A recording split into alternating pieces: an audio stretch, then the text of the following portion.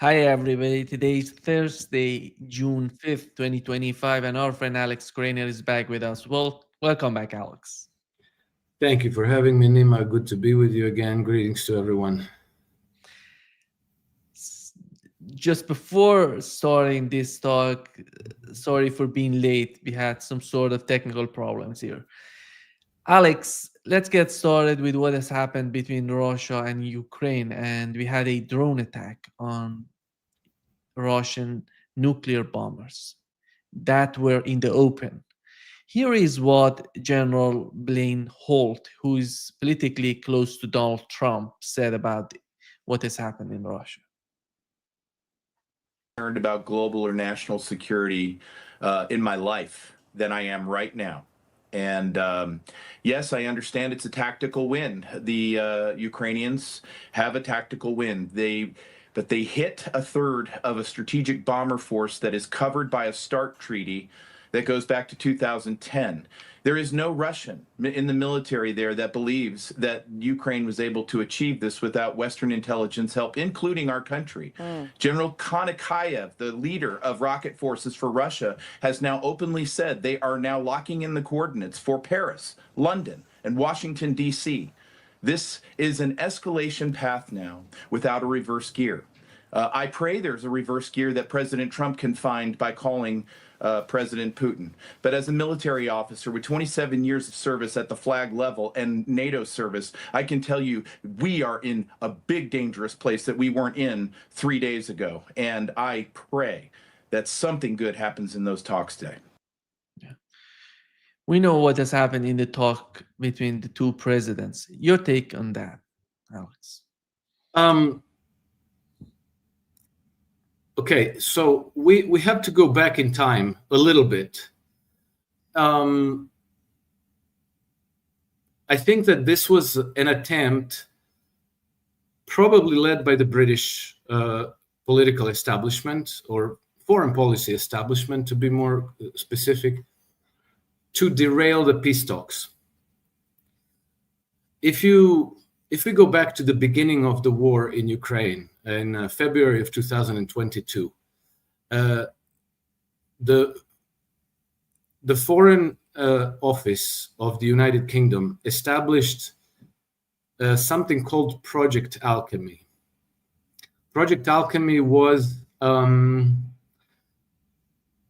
maybe still is, a group of veteran UK military and intelligence veterans who put together a strategic document titled something like Ukraine Next Chapter, exploring the strategic options for the futures, something to that effect.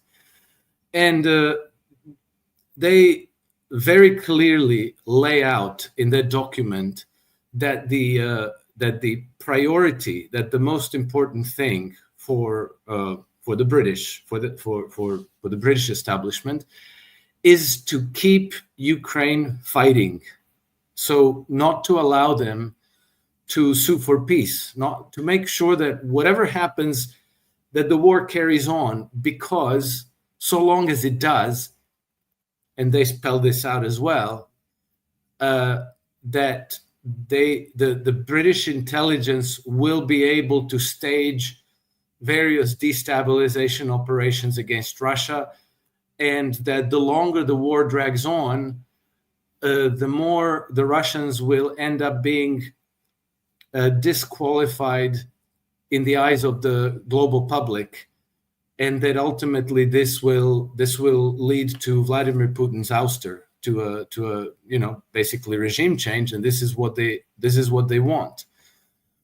And if we go back in time even further, we go back to 1945 when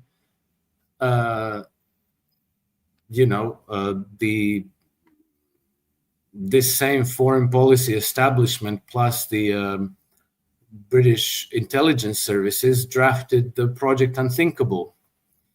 And Project Unthinkable was, recall, this is while World War II is still full on. This is before the war ended. And the British were already preparing their next stratagem to attack Russia. And so in the document, which was drafted for Winston Churchill and presented to him in at some point, I think April 1945, they say, oh, hey, okay, we have basically two options. One would be a very quick, powerful surprise attack on the Russians. And to do that, we would need to bring together the Americans and take advantage of whatever's left of German manpower and industrial capacity, plus Polish manpower. And so that would be one way. But at that time, FDR was still alive. So the Americans said, that's madness. Never mind, this is not happening. The second option was a total war against Russia at some future date. And they said that getting to this total war would take a very, very long time. They didn't specify how much time, but you could infer from the document that they're thinking in years or decades. And so this all speaks to the undying obsession of the British Empire, which is still in some zombified state there. It's still alive and kicking. It's still stirring the pot everywhere around the world. And I think they got the Ukrainians into launching this attack in order to make sure that the peace talks in Istanbul fail. I think that so far as Trump is concerned, I think that he and the Russians and everybody else understands that there are rogue elements in the CIA, and he doesn't have control over them. And there's also a lot of psyops going on through the media. For example, one of the things that was reported by CNN in the immediate aftermath of these attacks on Sunday, that Pete Hegseth was watching the attacks going on in the real time, which would imply that he was in on it, which would imply that, he's appointed by Donald Trump, which might further imply that Donald Trump said, yeah, get it done. I don't want to know anything about it, but that, he had a hand in it, that he knew this was going to happen, and that he's basically trying to undermine Russia, and that his outreach to Russia is insincere, and that it's some kind of a devious manipulation. I think that's a psyop as well, because the globalist powers led by the British are desperate to make sure that the rapport between Russia and the United States doesn't take hold, that the relationship is derailed, and that the United States finds itself drawn back into the fold of the European powers, and that it recommits to Project Ukraine. So I think this is what's going on, and I do believe that the Russians are smart enough to see through all of this, and they know that if they reacted, because another thing about the attacks that we have to point out is, if they wanted to just harm Russia in whatever way, they had many other ways to do it. They didn't have to go for the nuclear strategic bombers. They could have gone for power stations. They could have gone for water facilities. They could have gone for any number of things, refineries, oil refineries, any number of things that would have caused more harm to Russia than this did. The reason why they did this is because it crosses the line of Russia's nuclear doctrine. So it gives Russia legal justification, at least so far as the Russian laws are concerned. It gives them legal justification to retaliate, not only against Ukraine, but against any country that has facilitated the planning and execution of this attack, which would then mean that if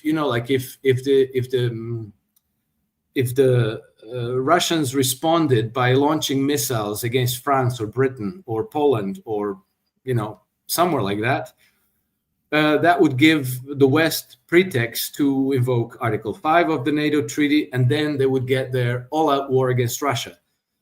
Exactly the total war that the Operation Unthinkable was proposing as something that would have to be orchestrated in order for Britain to achieve their political objectives. And they defined their political objectives as imposing our will upon Russia. That's coming from London. That's not Washington. That's not NATO. That's coming straight out of London, foreign policy, intelligence circles. And so I think that Vladimir Putin is smart enough to know that falling into the provocation, responding in the way that they hoped that he would respond, could trigger World War III, which would for them be the most precious Christmas gift that Putin could possibly give them. And he knows not to give them that gift. And I think that Russians understand that the best possible revenge they could exact is by taking Ukraine all the way to Dnieper, including Odessa, closing out the Black Sea, and probably taking Kiev as well. We'll see, but this is my take on the situation. Alex, here is what Stormer said. Somehow amazing that they're helping, as you mentioned, Ukraine to attack Russia, and they're coming out that we are under attack from Russia, we are under pressure from Russia, we have to be prepared. Here is what he said. And today, following through on this review, I want to set out 3 fundamental changes that we're going to deliver. First, we are moving to warfighting readiness as the central purpose of our armed forces. When we are being directly threatened by states with advanced military forces, the most effective way to deter them is to be ready. Yeah. Who's threatening the United Kingdom? I don't know if anybody in Russia is threatening United Kingdom or attacking United Kingdom, but he's making the rhetoric. Just if there is a single person on this planet who wants the war in Ukraine more than Zelensky, that we know that he's going to lose his position, as Putin pointed out, is Starmer with this sort of rhetoric on his part. Go ahead. Well, yes, it is Starmer, Nima, but Starmer is just a puppet there. He's not in charge. He's the front man for the people who are really in power. The policy was no different under Tory governments. We had Rishi Sunak, we had Liz Truss, we had Boris Johnson, we had Theresa May, we had David Cameron. The policy never changes. And, thanks to Liz Truss, we have now some evidence of what I've suspected for a long time. And that is that she went recently, last year, I think, on Steve Bannon's War Room.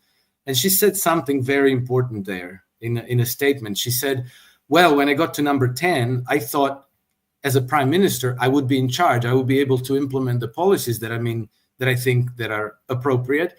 And what I found out when I got there is that I didn't have the levers of power, that the Bank of England holds the levers of power. So, again, we always have these indications that the real source of power in Britain is the banking establishment. And that all these wars are not happening because they want freedom and democracy for the Ukrainians or for the Cameroonians or for the Nigerians or anybody, the Bosnians, Macedonians, wherever they're starting to, burrow into the system of governments there. It's because they are there to install or prop up friendly governments that will allow British banks to finance the development by issuing credit to their clients, which are, multinational corporations like Rio Tinto and Shell Oil and BP and BAE Systems, the arms manufacturers, and then the natural resource wealth of those countries, by virtue of governments controlled by Britain, it becomes the wealth of the British financial system. And given that the British financial system is in an absolutely dismal shape, they are now desperate, and they will risk World War III, a total annihilation, in order to preserve this enormous privilege that they have by means of this, very fraudulent and pathogenic financial system under which we all operate, by the way. But, it comes from Bank of England. They didn't invent it. It comes from Venice, Amsterdam, Bank of England, and so on. But they are kind of the strategic and philosophical, so to speak, headquarters of this whole juggernaut that defines the conduct of the Western powers and the track record of the Western civilization, which has been 500 years of total war on humanity, pretty much.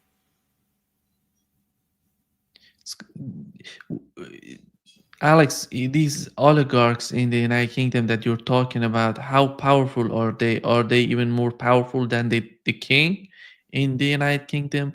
They can manipulate the policy of the king. We know that Starmer, in his visit to the United States, he asked Donald Trump to come to the United Kingdom. He wanted the king to send a letter to Donald Trump. In that term, he wanted to somehow manipulate the foreign policy of the United States in Ukraine. But how powerful are these people in the United Kingdom, and what is the relationship between the government, the king, and these people?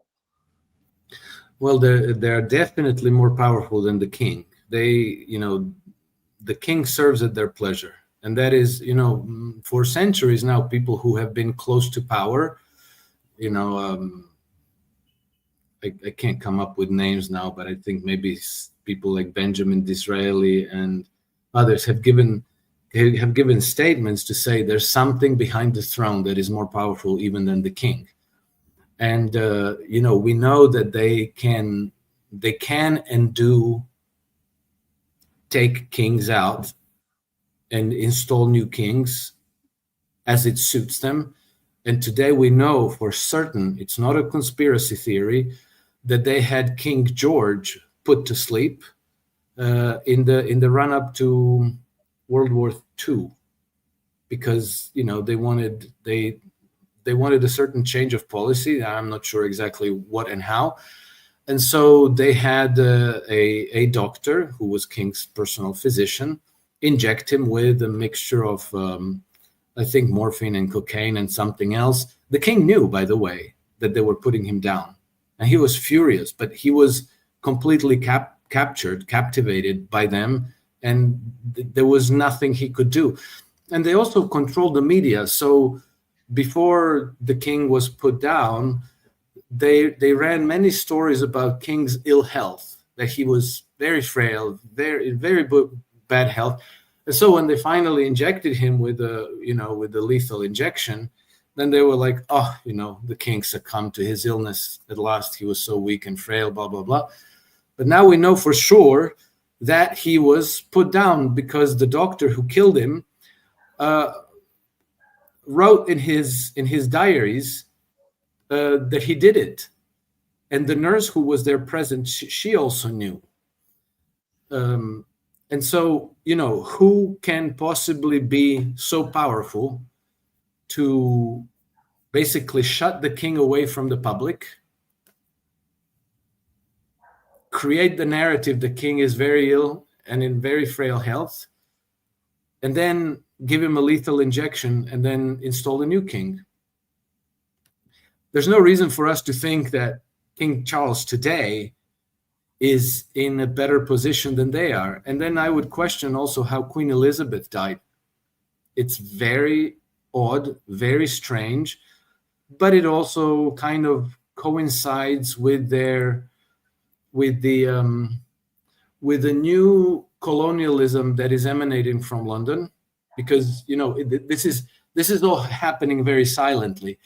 But the British again are sending their their military trainers to places like Cameroon, Uganda, Tanzania, Kenya, Nigeria, and they are sending their diplomatic people to discuss cooperation on development of natural resources, extraction, and all of this.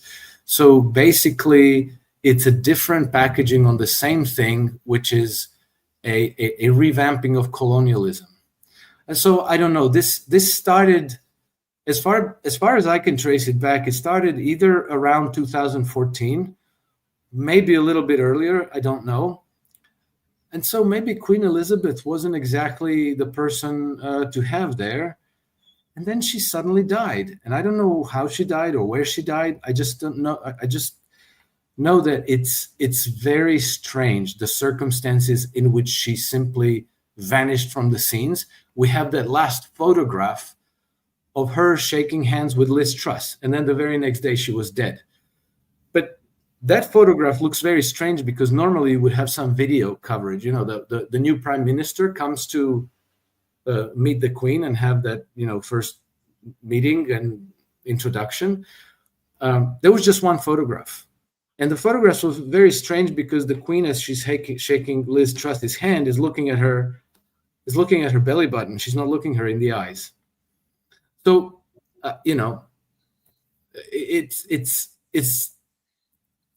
it doesn't fit the ordinary course of events.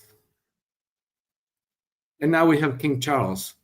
And King Charles reads his script. He doesn't decide policy. They tell him what he's gonna what he's gonna say and do. And so he's all on Davos agenda, climate change, and all these net zero policies. Who knows what he really thinks, but ultimately it doesn't matter, because if he took a different tack, he wouldn't be there anymore. They would figure out a way to get rid of him and replace him with somebody else. Alex, if we accept the role of the United Kingdom in what has happened in Russia, do you see Donald Trump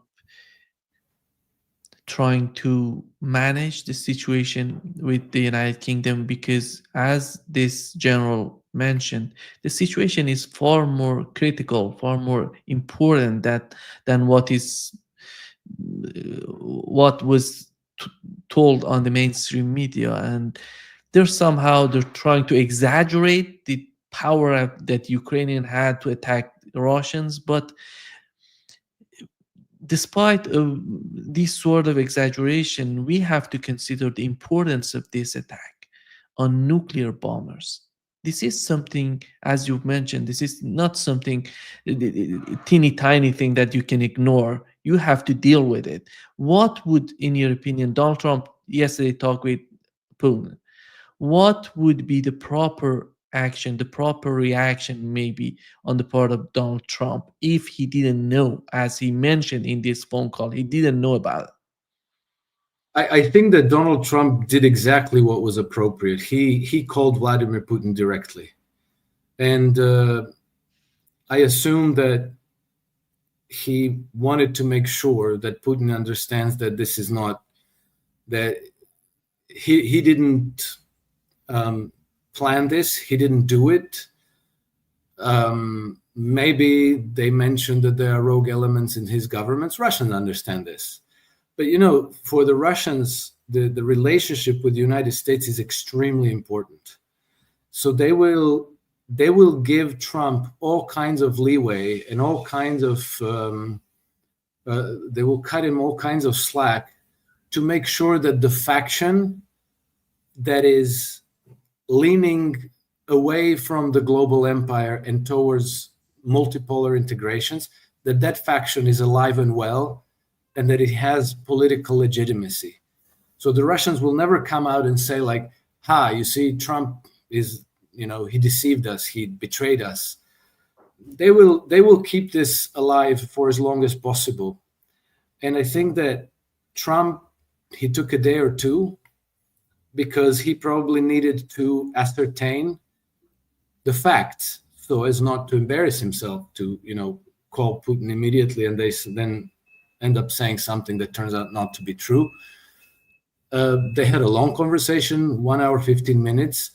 And I think that I'm getting stronger and stronger impression that the fault lines are being more and more clearly defined, that this is a struggle between the globalist, the reincarnation of the British Empire, which has penetrated the structures of power in the United States very extensively, because they've been doing it since before World War II, and the sovereigntist powers that want to reverse this course and return the United States to its republican tradition.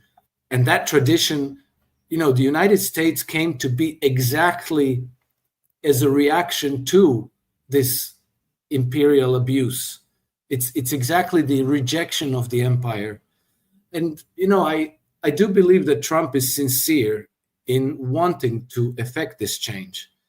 And, people say like, you give Trump too much credit, you're too optimistic, and all this. But, guess who agrees with me? The Russians agree with me. And guess who else agrees with me? The British press and their leaders. Because if you read the British press, they hate Donald Trump. They hate him every day. Every day, the British run articles disqualifying Donald Trump, demonizing Donald Trump, his government. It's always something to undermine him and weaken his position. So they're clearly very concerned about what Trump is doing and direction in which he's leading the United States. And so I think that, the military officer, I forget his name, that you showed, he's absolutely right. This is an extremely dangerous moment in history as it unfolds. But I think that the Trump administration needs public support for what they're trying to achieve. And they have been very vocal about what they're trying to achieve. They said, post-World War II order is obsolete. It's being used as a weapon against us. We don't want to support and fund and pay for the defense of the Europeans and their security policies. We don't want to run the empire with all these hundreds of military bases around the world. In the below the surface, there's talk about scrapping CENTCOM and AFRICOM, but simply dismantling that whole thing. Trump has been wanting to withdraw troops from Afghanistan, Syria, Iraq, and Europe, even during his first mandate and during his first presidency between 2016 and 2020. And every indication is there that he's still on that same policy side. It's just that he's facing very, very stiff opposition from people who are co-opted into this globalist system, like Lindsey Graham, like who knows how many people in the CIA, national security agencies, FBI, the Treasury Department, and so on and so forth. So we have to understand that this is not going to be a smooth sailing for Trump, and that the media, which are largely British controlled, even in the United States, are going to do absolutely everything to make Trump look as bad as they possibly can. But, the fact that he called Vladimir Putin and that they had a positive conversation in the aftermath of these attacks should tell you everything you need to know about where he stands versus where the British and the Europeans stand. Yeah, I think the problem on the part of Donald Trump is that he doesn't have that sort of patience to deal with the briefings, all of that. We know that Vladimir Putin is somehow totally different when you look at him and the way that he knows everything, each and every corners of the foreign policy of Russia. But Donald Trump is not that much, I would say, even not interested in going to that direction, because Colonel Wilkerson mentioned the other day when I talked with him, he said that he's not even receiving briefings. JD Vance is receiving the briefings, then he briefs to Donald Trump. This process can make a lot of problems for Donald Trump. If we assume the new administration, this administration is somehow different from the Trump 1.0, and we have Tulsi Gabbard in the government. We know what is her position, and she doesn't want any of this, not, in my opinion, not with Ukraine, not in the Middle East. But how do you think that still they can manipulate even Tulsi Gabbard, JD Vance, Donald Trump all together? Well, they can sabotage them through their underlings that are not loyal.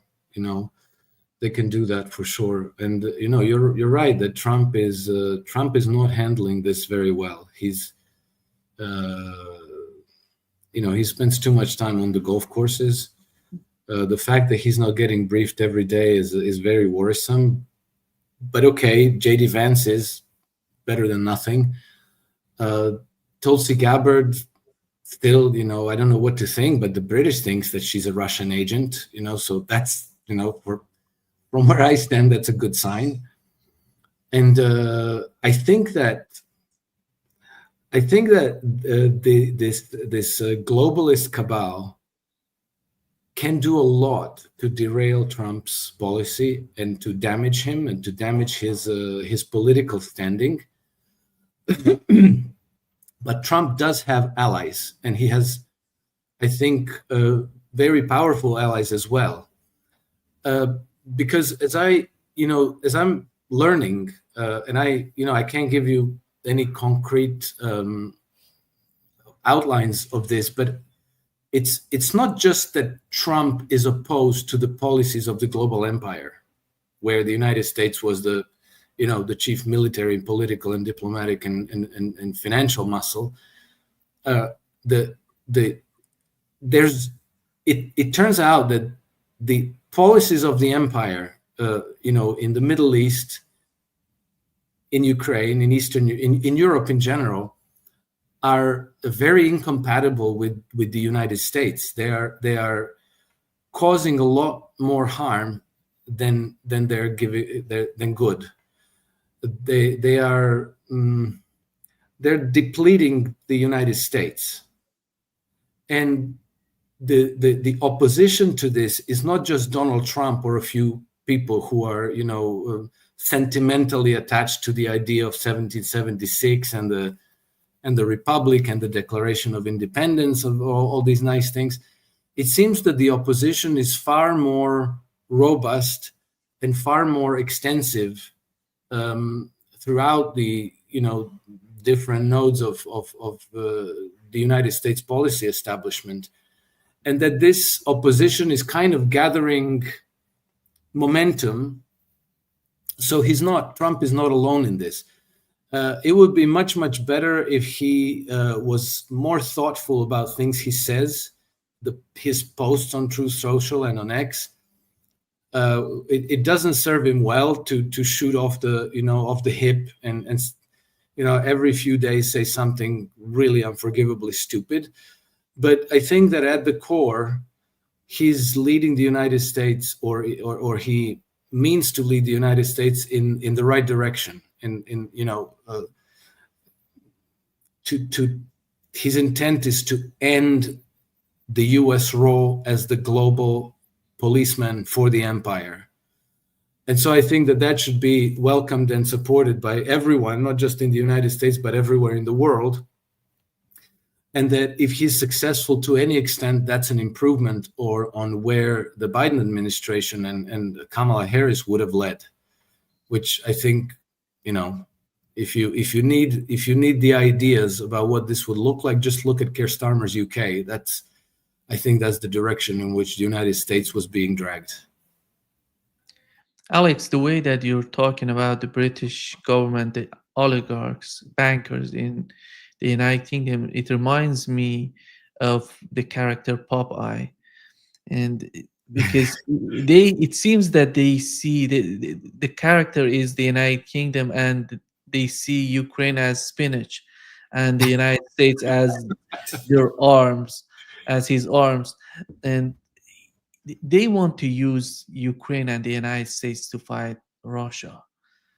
And I don't know if both of them are important. Spinach and arms are so important for the United Kingdom to fight Russia. Do you think that in the Russian government, the policymakers in Russia are aware of? Because whatever happens in Ukraine, they have to consider the long role of the British government in Ukraine. They're not going to get out of Ukraine. They're going to be there. They're going to manipulate the situation. They're going to make the situation even worse with the far right, these nationalists in Ukraine. The obvious evidence of that is this attack on the nuclear bombers. This shows how radical and how dangerous these people can get. Yes, and the answer to your question is yes. I think that the Russians are perfectly aware of all this, probably more so than most of us. And I just this morning I came across a post. I forget where exactly, but it was like a little video recording of a KGB and the new Russian KGB. I forget, and NSA. I forget. Doesn't matter. It's not NKVD. It's not KGB. It's it doesn't matter. Russian equivalent of the CIA. So he was an analyst, and he gave this 2-3 minute statement in which he lays out almost exactly all of these things that we have been discussing now for several FSB. FSB, yeah. FSB, yes. So he laid out almost exactly all of this that we've been discussing here for months now, because it's, they know this, but it's come to the stage where it's becoming obvious to anybody who's paying attention. How obvious is it that you have this war in Ukraine, and everybody thinks it's the United States pushing the war, but then Donald Trump comes into the White House and says, like, okay, we're not interested in Project Ukraine anymore. And then the British just go insane. They get hysterical. And rather than saying, oh, thank God our big ally is done with this, so we can go home and, deal with our economic and social problems at home. No, they say, like, no, we have to prepare for war. We have to support Ukraine. Keir Starmer goes to Kiev and signs a 100-year partnership with Ukraine and commits to financing them £3 billion a year for as long as necessary, and arming them. And they want to take control of their ports and their electricity and their media, and they want to. They already took control of their media. And they want to now increase tenfold the supply of these drones that they just used in Ukraine against Russia, because, hey, look how fantastic that works. And they're not even hiding it anymore. It's out in the open. And then, of course, the way they do things is always by proxy, because they have no intention of going to war, but they want to mobilize Poland, Germany, Romania, Bulgaria, Hungary, everybody they can, to go and fight this war, because their principle forever has been, let's you and him fight.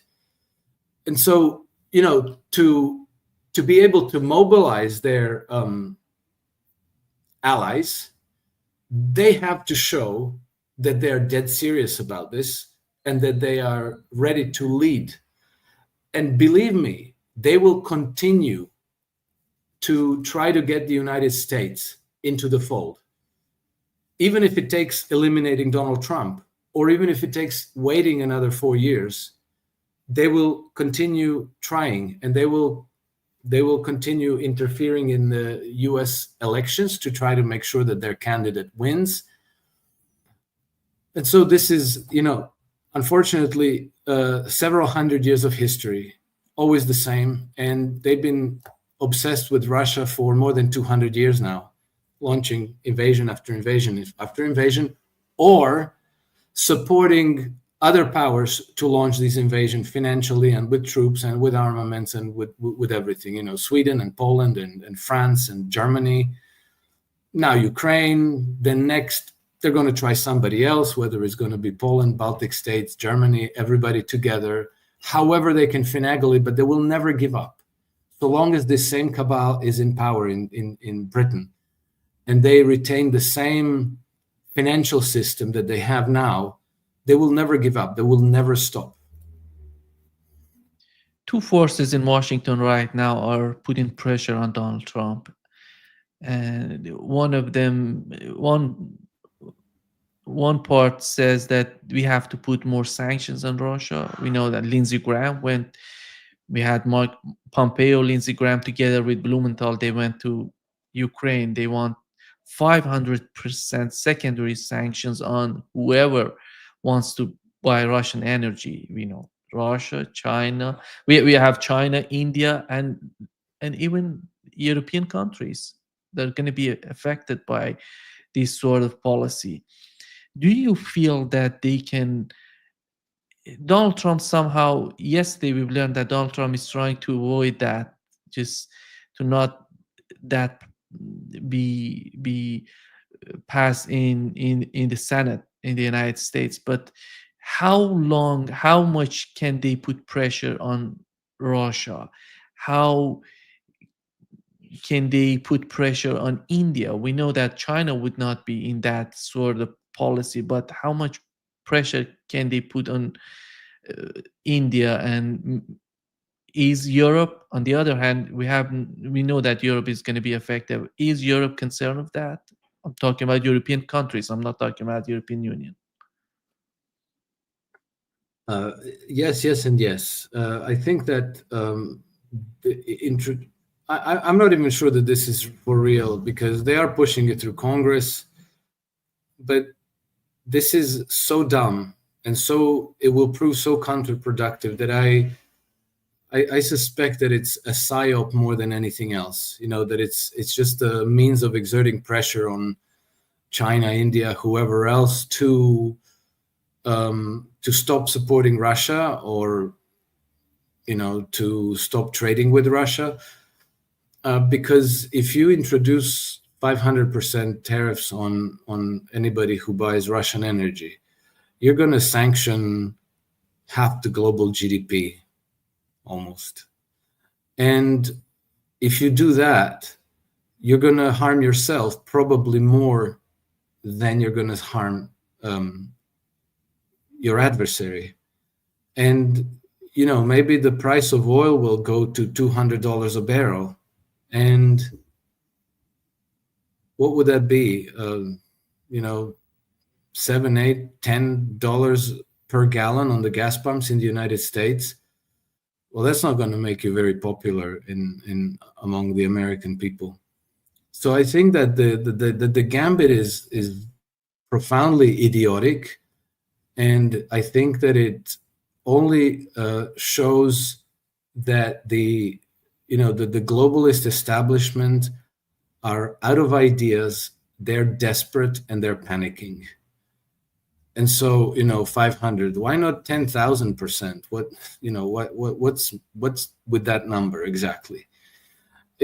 I think these are desperate measures to try to somehow reverse a defeat that is already cemented practically in Ukraine. And that they've been, throughout this war, many people like Boris Johnson and Tadeusz Morawiecki and a number of these Western officials have been saying, we can't lose in Ukraine. If we lose in Ukraine, it's the end of Western hegemony.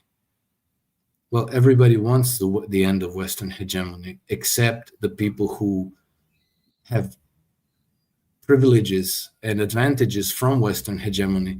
And that's a very, very narrow segment of our societies in the West. And, you know, they also target their own populations. So it all feels very fragile, very desperate, very last gasp of the empire. And I think it's going to fail. Now, if the United States does, if this passes through Congress, I think that Donald Trump will almost certainly veto it. And if he doesn't, maybe that will be another blow against the globalist open market system. But I think it's too radical. I don't see it. I don't see it happening. Alex, when we talk about the empire is just collapsing with Western hegemony, many people think that we hate the United States, but it's totally the opposite way. It's totally the opposite way, because this didn't work. This sort of strategy, this sort of mindset didn't help the United States at all. It's just the situation is getting worse. The hegemony is killing the United States. The empire mindset is killing the United States. Could you elaborate a little bit on that? Because many people out there think that we are against the United States. We are against. There's many people in the United States believe that. It's not just about us outside the United States.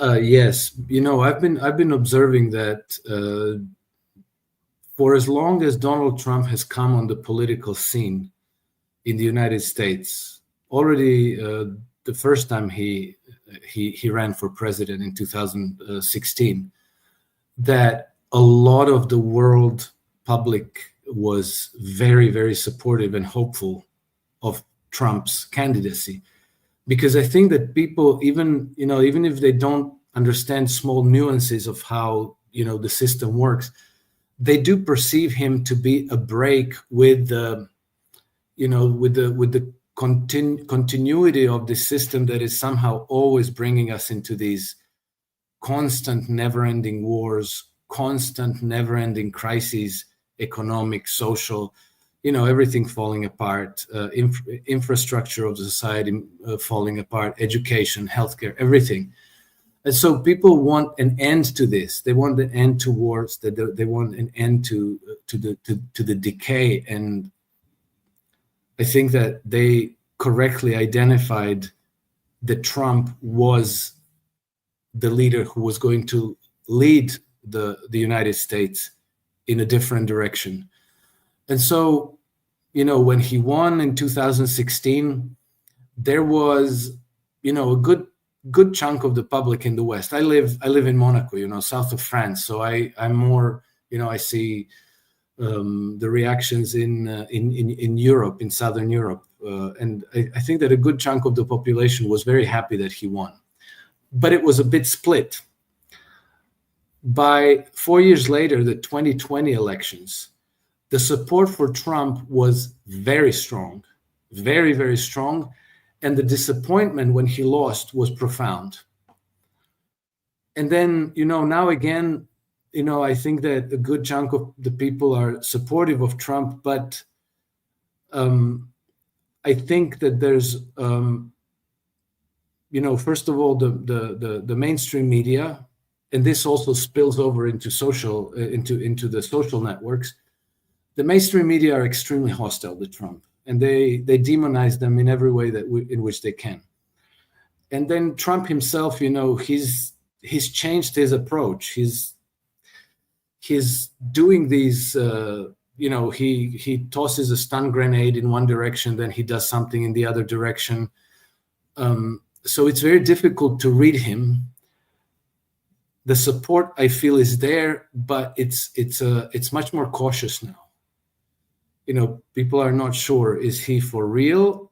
Is he going to be able to prevail, or is the swamp going to destroy him again? Are they going to be able to defeat him or to sabotage his policy so that the result is something opposite of what is intended? I think that with time, the situation is going to be becoming clearer and clearer, and I think that the support for Trump is going to rise again, or is going to become much more pronounced. The people are going to not hesitate to express their support for Trump. I think that's what's going to happen. And from what I observe, as many flaws as he has, and as many mistakes that he makes, and some of them are profoundly stupid and embarrassing. When it comes to the big moves, to the big things, he does the right thing. He's, for the time being, he has avoided going to war against Iran, and he has negotiated with them. He has secretly held negotiations with Hamas. He's speaking with the Russians. He's speaking with the Chinese. When, in February of this year, when the British sponsored a UN resolution that was going to declare Russia as the aggressor in Ukraine, the United States voted against that resolution. United States took the side of Russia and Belarus and Iran and North Korea. So that's, we cannot, these are very important developments. So we can't take, and importantly, he withdrew United States as a security guarantor for Ukraine. That is absolutely huge. And so we have to, we have to keep in mind that in all the blizzard of information, disinformation, psyops, we have to keep our eyes on the really, really important policy moves. And to my mind, the really important policy moves so far, I think, give an encouraging picture of where Trump is taking the United States. Alex, two conflicts in the Middle East and in Ukraine, any of them that can be solved would help Donald Trump and his position. And maybe the MAGA, the movement in the United States that helped him to win the election, presidential election, and save it for J.D. Vance if he would be the next president of the United States. This is so important, in my opinion, for the movement that gave some sort of support to Donald Trump. But do you, out of these two conflicts, which one is closer in your opinion? Donald Trump and Vladimir Putin talked about the conflict, the negotiations between the United States and Iran in this phone call yesterday. Even Putin said he would be willing to be part of the negotiations, to participate, to facilitate the process of negotiation, which I would assume it's a extremely positive sign for the United States, both for the United States and Iran. And do you think that maybe if they can get something with the case of Iran, that would facilitate the conflict in Ukraine? Because Russia shows how important Russia is for solving not only the problems in Europe, but also in other parts of the world, maybe in Asia, maybe with the case of Taiwan. Russia, in my opinion, is one of the most important factors and vectors, whatever you can call it. There's a superpower, but beyond that, they have a very crucial role in what's going on in the world. I don't know if Donald Trump really appreciates that sort of role for Russia. I think that Donald Trump does appreciate that role. I think that Donald Trump's principal mistake is that he overestimates his own influence. Or at least he wants to come across as, I'm the boss. I'm, the alpha male in this mix. And so he's everywhere he goes, every relationship in the world, he comes in as though, hey, you're going to do as I say, and we're going to get along, and we're going to sign a deal that I put in front of you. and then you're going to be doing so well because we're going to invest here, and all these things. And maybe some decades ago, when the United States was half of the world's GDP, maybe that was the case. But today people think like, yeah, right, okay. But still, nevertheless, the United States plays an extremely important role in the world today. So it's, as Sergei Karaganov said at the beginning of Trump's mandate a couple of months ago, or maybe even before, he said that, and Sergei Karaganov is still a very important advisor to Vladimir Putin. And so he said that the way we see our role is we need to help the United States transition from being the global superpower, the hegemon of the world, into being a normal major power in a way that's as undisruptive, as the least disruptive as possible. And so I think that cutting a deal with Iran would be an important diplomatic win for Donald Trump, and it would gain him, very important political points to be able to have an upper hand over all the crazies and fanatics in the U.S. government who want war with Iran. We know who we're talking about: the Jewish Zionists, the Christian Zionists, and these people are very, very fanatical, and their ideas about what needs to be done are not based on rational assessment of the situation. They are driven by this messianic agenda that they don't care if the world ends. They still want that war. And in this sense, I think for sure the Russians can help a lot, because the Russians have cultivated a very good positive relationship, not only with Iran, but also with Saudi Arabia. So I think that Trump and his government will have a lot of help from the Middle Eastern powers, but obviously not from Israel. And you can already see that there's a deepening rift between the Trump administration and the Netanyahu government. But Netanyahu government is, the process of deposing Netanyahu has already begun in Israel. Whether it'll be successful or not, we'll find out. But the political momentum to take him down is already there. It's already happening. Alex, to wrap up this session, one of the crucial points in the talks between Donald Trump and Vladimir Putin was this sort of confirmation on the part of Vladimir Putin that he's going to respond to what Ukraine did. And we had General Jack Keane on Fox News talking about it's time to, because they see somehow the way that Ukraine attacked Russia, somehow Ukraine is much powerful. They can do a lot of damage to Russia. Let's arm them. We don't know if that would work. After we're approaching 4 years of the conflict, he doesn't know if sending more arms to Ukraine would help the position have some sort of leverage on Russia. That's quite amazing. But how, in your opinion, what would be the response on the part of Russia? In my opinion, they're talking about the battlefield. They're not talking about something big and explosive.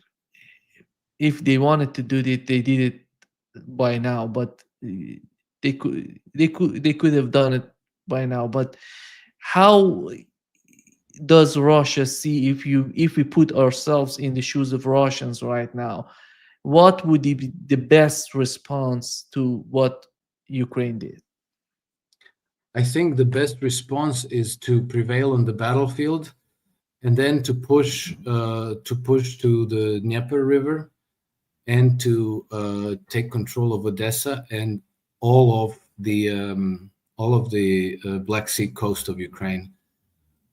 Because as we learned from the British 100-year partnership with Ukraine, the British wanted to take control of Ukraine's ports.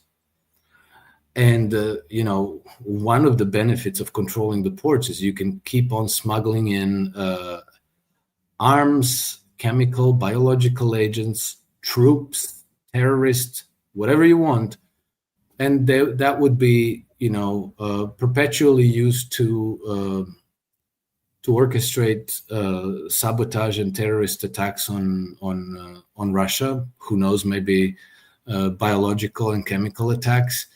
And the British have a long tradition in doing exactly these kinds of things. They one of their main policy tools in conducting foreign policy has been opium wars for more than 200 years.